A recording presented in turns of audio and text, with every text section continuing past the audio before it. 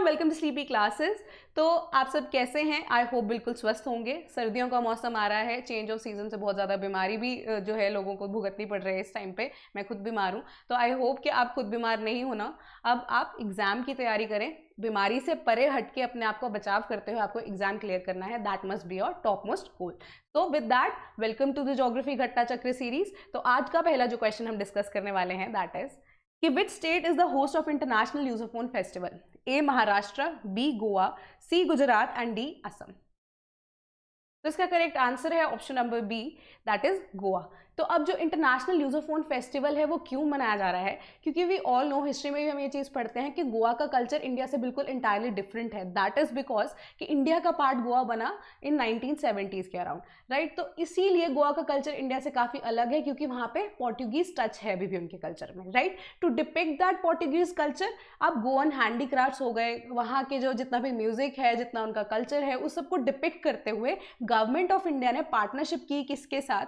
अब पार्टनरशिप है ministry of external affairs के साथ, गोवा की गवर्नमेंट के साथ, ठीक है? तो मिलकर ये ल्यूसोफोन फेस्टिवल जो है उसे मनाया जा रहा है गोवा के कल्चर को फर्दर मोर जो है लोगों को इंट्रोड्यूस करने के लिए, राइट? पीपल ऑफ इंडिया को इंट्रोड्यूस करने के लिए, all over the world introduce करने के लिए, right? So second question we have today is कि India has sent a team to which country to assess the potential lithium deposits?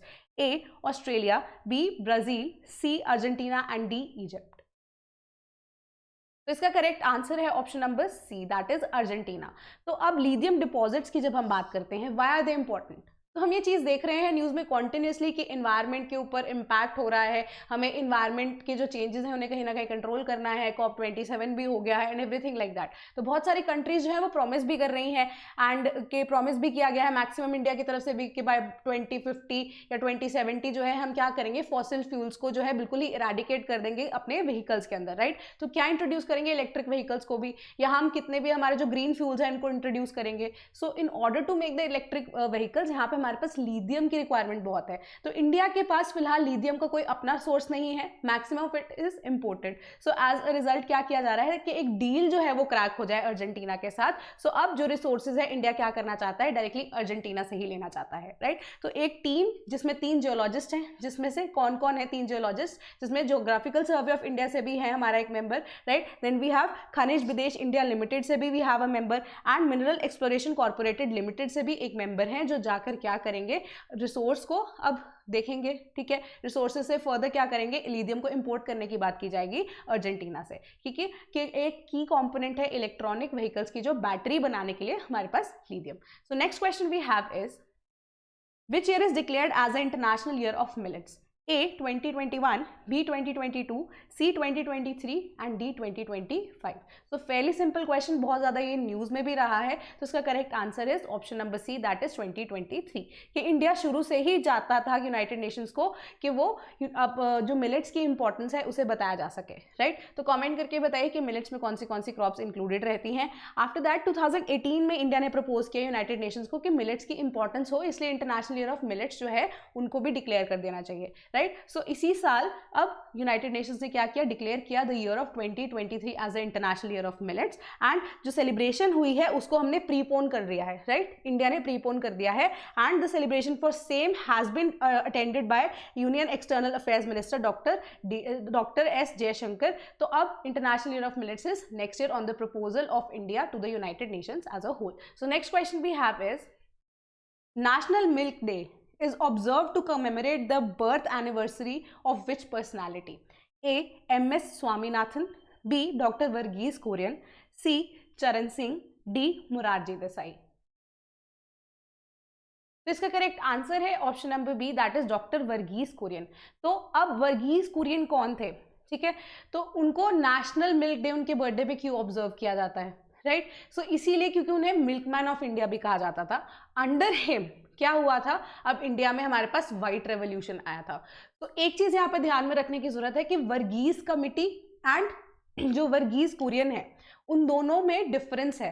Verghese committee was made for something else and Verghese Kurien का जो role था that is entirely different, right. तो ये दो different personalities हैं, इन दोनों के रोल्स डिफरेंट हैं। तो उनके जो फर्स्ट अगर आप कहें 101st बर्थ एनिवर्सरी जो इस साल हुई, इस वजह से अब नेशनल मिल्क डे जो है उसे ऑब्जर्व किया जाएगा, right. So father of white revolution in India doctor Verghese Kurien, right. So next question we have is India's first ever night sky sanctuary is located in which state or UT?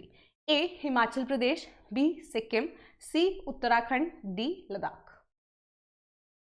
तो इसका correct answer है option number D, that is Ladakh.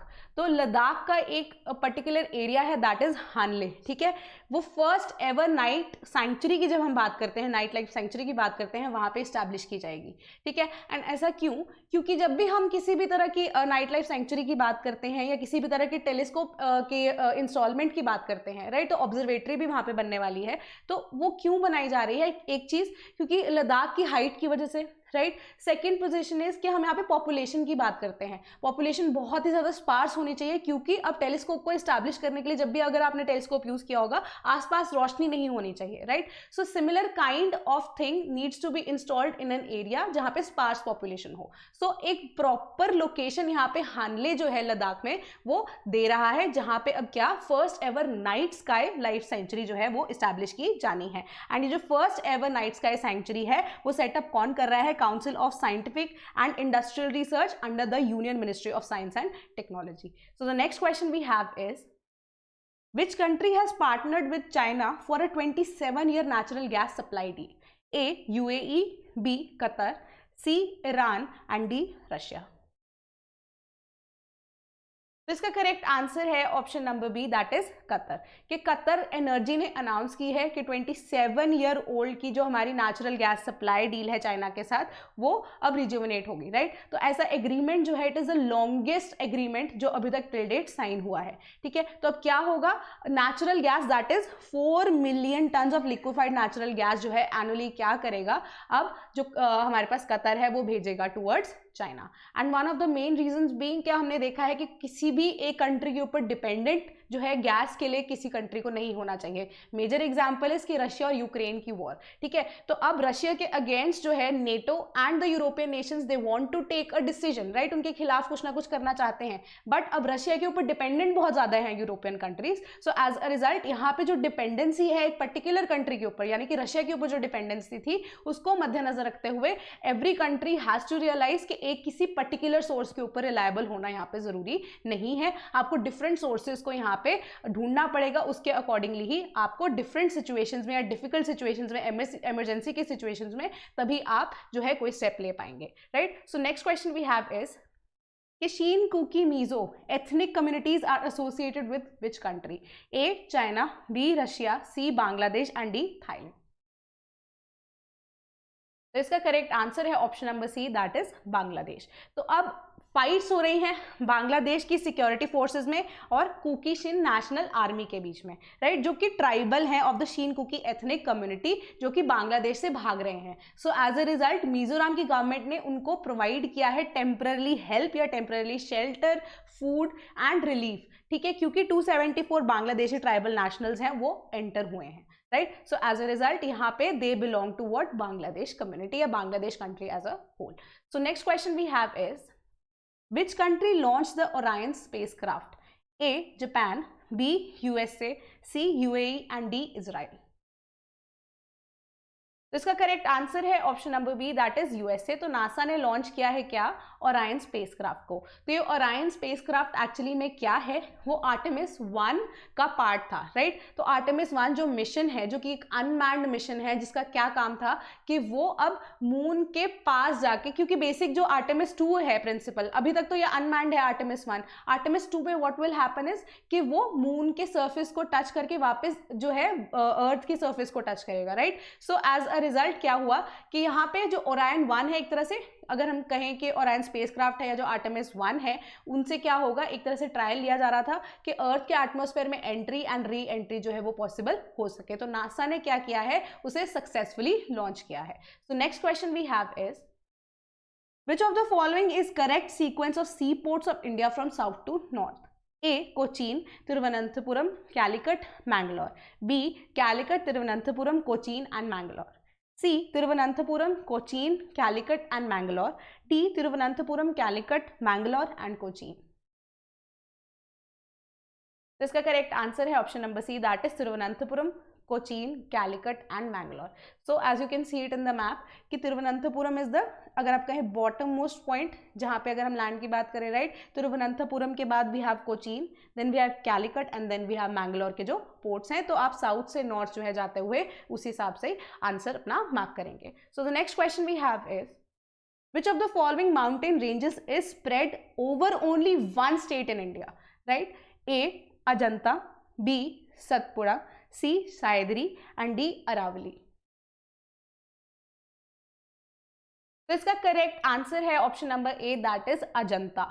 क्यों? क्योंकि अजंता जो है सिर्फ और सिर्फ स्टेट ऑफ महाराष्ट्र को कवर करती है, राइट।